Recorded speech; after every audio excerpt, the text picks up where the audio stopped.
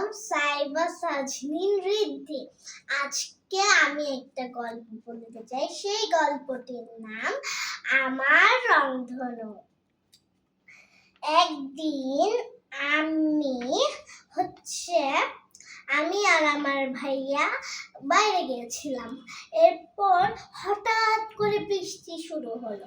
বৃষ্টি শুরু হওয়ার পর আমাদের কাছে কোনো ছাতা ছিল না। এরপর আমরা এইভাবে করে হাতটা মাথায় দিয়ে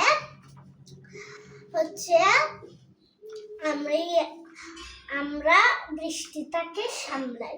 এরপর বৃষ্টি যখন চলে গেছে তখন একটা খুব সুন্দর একটা রংধনু উঠলো।